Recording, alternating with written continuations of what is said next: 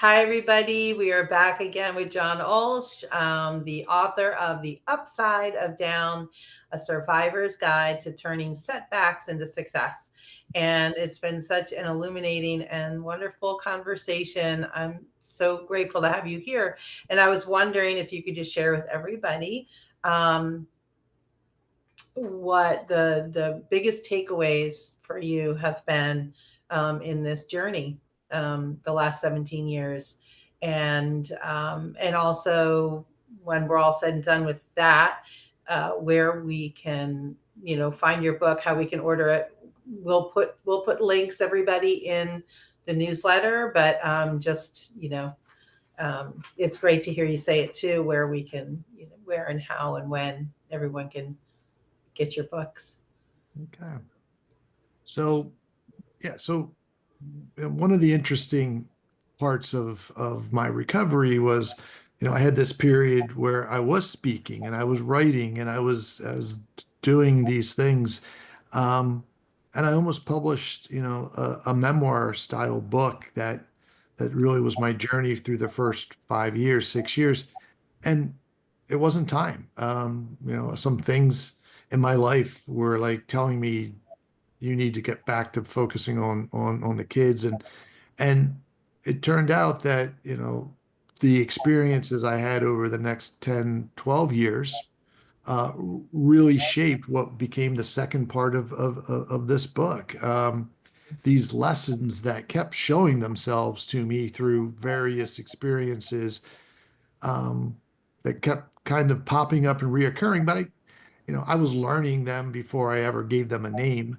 And, Mhm. out of that, you know, came what is the second part of this book. And really, it's probably the important part for people who are really trying to turn a setback into something positive in their life. And, there's eight pillars. There 8 pillars that I coach on, 8 pillars that I speak on. When I speak, I usually speak on one or two of these. All 8 of them are in the second part of the book, and so, there's a couple that really, strike me as something that I think everybody in these types of conversations can take something away from. A big one for me was commitment.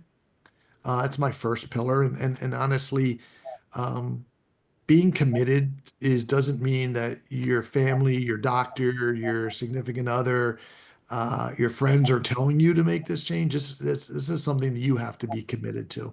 Has to be something that you're ready to take on, that you actually have, you know, one, you have the time, two, you have the resources, three, you have the support system. These are all things that you say, I want to make a change, but until you're really are ready, it isn't going to happen the way that you want it to. For me, it was my daughter telling me that she missed her old daddy and that I was, you know, on some level not living up to the expectation that I set for myself, which was to be a dad. Um, a lot of times, we think one thing is the source of our problem, and in reality, it's something else. I use the example all the time of that I've kind of got to the point where why I say why 5 times when so if I say to myself, I don't have time to work out, my first question is why? Well, because I'm exhausted every night and I can't get up in the morning to work out. Why are you exhausted? Because I'm still doing work every night when I get home, um, and I'm staying up late at night. Why are you still doing work? Because I'm constantly overwhelmed at the office. I constantly take on all these extra projects.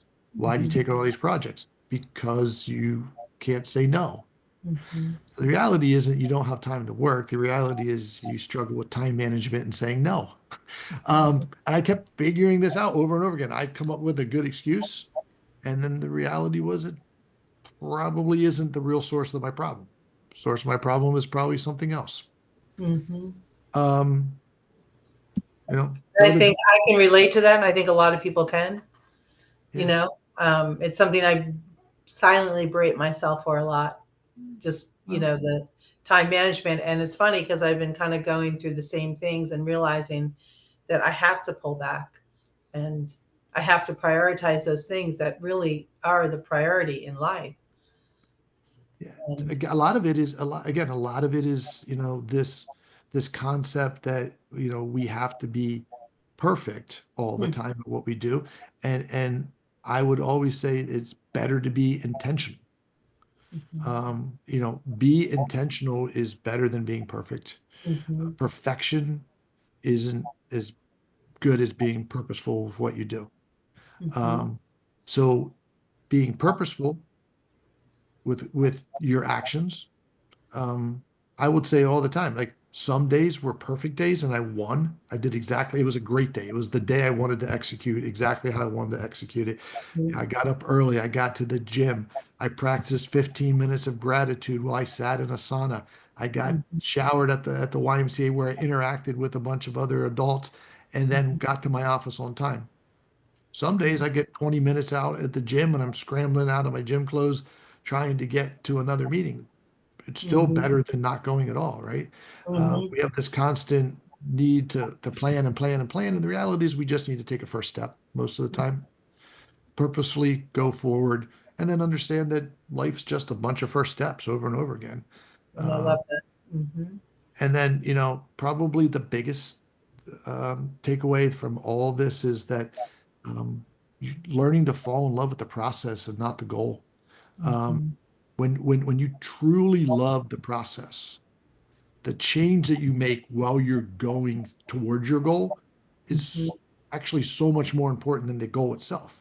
Yes. Um, and people who fall in love with the process ultimately just constantly move their goal. And it's not out of frustration, it's mostly out of the sheer fact that they just want to keep pushing themselves a little bit further. You know, you as a dance instructor see it all the time. You Hmm. see these young ladies and men who fall in love with the process and the practice and the routine, and those are the ones who become successful. If their goal is to become a prima ballerina and that's their goal, and they hate the process, they hate the work, they hate they It'll never happen. they Yeah. drop out. They're going to be gone. And Yeah. so, learning to love the process and embracing the process becomes the beautiful thing. Yes. And the goal becomes almost secondary. And when I could embrace that, and honestly, that lesson was taught to me by those young adults from UCP. Um, just loved to be at the gym. Didn't have goals. The goal was to go to the gym, work out, motivate each other, and be Mm. around great people. I love And it. and so, when I could learn to stop building these goals, oh, I'm going to walk again, I'm going to run again, and just sort of embrace the fact that I like to go to the gym, I liked being in there, I liked Hmm. pushing myself, I liked the fact that it made me sore and I could control that. And, Hmm. and giving up on this goal got me to goals that never thought were attainable because I couldn't dream that big or visualize that far. And I was actually holding myself back by creating these expectations of what I thought was considered recovery or thought getting my life back was going to look like.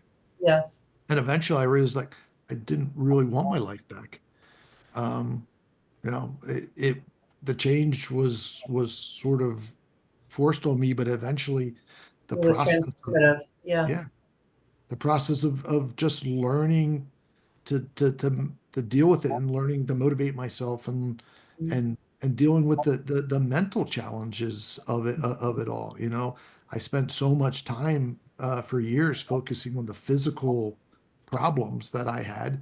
And typical man, I also, ignored most of the mental parts of it and to my detriment. And until I was able to truly embrace the whole healing, um, could I really get full recovery. And again, full recovery to me looks very different than what it looked like 17 years ago when I Hmm. thought I'd be running and doing all these things. Full recovery to me now is just being really, really comfortable in my skin, comfortable Yes. with who I am, what Yes. I've had to do. And Yeah. then when people say, "Oh, well, you've done incredible things. How did you do that?" my general answer is we don't know what we're capable of until we're asked to do something. I mean, that's the reality. I spent 10 weeks laying flat on my back, and I told me before the accident I could do that. I'd tell you never. I would guess every woman who ever gave birth to a child would not say childbirthing is going to be super easy until you do it. And then you're like, oh, thank you, God, for this gift. Right. Yes. So um, I always tell people, like, don't underestimate yourself or don't underestimate your abilities or your God-given gifts, because the reality is, until you're really called to use them, you really don't know what you're capable of. Yes. And It's so, true. So true. I think that's the one thing is, if you can just give yourself enough grace to know that sometimes you're not ready. Hmm. Two, that not overanalyze yourself into the place where you're literally stuck because you can't take the first step because you need it to be so perfect, when you Yes. don't need it to be perfect. You just need to be intentional. Yes. And finally, if you can fall in love with the process of what you're going through and the changes, then the outcome doesn't really become the thing that you're focused on. And certainly the outcome isn't what's going to change you. It's No. going to Yeah. be everything that you go through In to between. become what that goal was. And when you can embrace all of those things, um, the change is pretty permanent then. I mean, success rates of people who can make those steps is extremely high, because it becomes part of you and part of who you are. Of who you are. Um, I love that. I love that, John. I cannot wait to read your book. Can you tell everybody how can they pre-order your book? And you said it comes out in October, which is perfect because we can buy yeah, it for Christmas gifts too. I love that. yeah. Um, October yeah. 7th, it comes out. So you'll have the chance to get it before the holidays. You can buy it during the holidays. And then in January, when you need a nice motivational book to get your new year off, there it is New too. year So going. You can, yeah, so you can find it pre-order right now at all the normal places, Amazon, Barnes and Noble, Books a Million, Target, Walmart, all those sites. However, also at my website, johnulsh.com, you can okay. go in there, and if you order a single book, um, from those normal online retail outlets, you go back to my website, and there's a form right there under pre-order book where you can put your name and your email and put your order number. And Okay. immediately, 3 chapters of the book, the first 2 chapters, and then one of the chapters on commitment, that one of my pillars, will be sent to your inbox immediately. So you can Um, read those three. okay. Um, if and if you're the kind of person who doesn't want to read any of it till it comes out, then obviously you don't have to do that. But you can receive three chapters. Also, if you decide you want to buy multiple copies of the book to give to Yeah. family, friends, it's preferred that you do that through my website, and Okay. that's only because a lot of the bestseller lists don't count multiple book orders from one order. So if you go to Amazon and you order 10 books, unfortunately, the New York Times treats that as one book. Which But is so if you crazy.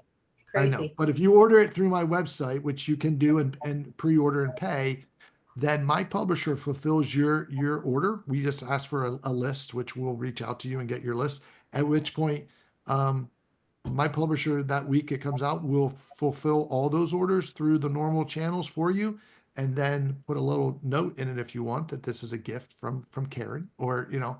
Wonderful. Yeah, Okay. and so it's pre-selling the book right now is helpful for me to get myself on those lists, and those lists help push the book farther and put it in Sure. more people's hands. More people's hands help more people. I love it. And as you can tell, I've loved this conversation. The sun is going down here. We've been talking for a while, and so forgive me, everybody. My lighting has all changed, but it was amazing having you on, and I absolutely cannot wait to read the book. And everybody, you got to go to that pre-order. I'm going to put that in the newsletter too, um, to pre-order. But Yeah. You could also find me there. You can also reach out to me. There's opportunity to see my speaker packet. So there are organizations like yours that I will speak through for free. There's a company things wonderful. right now where if I have normally the companies that I would charge a fee to, I'm asking them to pre-order my book for their people instead of paying me. Give them the book. Don't, Yes, I would I'm love that. I would love to have you come speak, John. That would be so amazing. so Yeah. if any Well, opportunities that you or your people who read your newsletter yeah. see for me, my website is you can connect through there with me for your organization. And between now and October, I'm going to travel and Yeah. speak as much as I can. So Awesome. I love it. I love it. I love it. Great. Well, everybody, you are going to have to catch John on the flip side with his book. And thanks for being here. well, We'll thank you talk to for you having me, later. Karen. And it was fun. It was great catching up as well. So Yeah.